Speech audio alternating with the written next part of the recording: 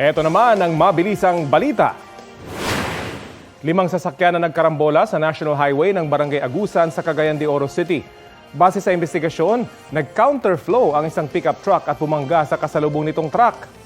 Bumangga rin ang iba pang sasakyan kasama ang 2 kotse at isang motorsiklo. Sugatan ang ilang pasahero. Sa Cabanatuan City, patay ang isang ginang matapos mahagip ng tricycle. Base sa investigasyon, patawid sana ang biktimang 65 taong gulang nang mangyari ang aksidente. Pinaghahanap ng hindi pa nakikilalang tricycle driver na umalis agad nang madala sa ospital ang biktima.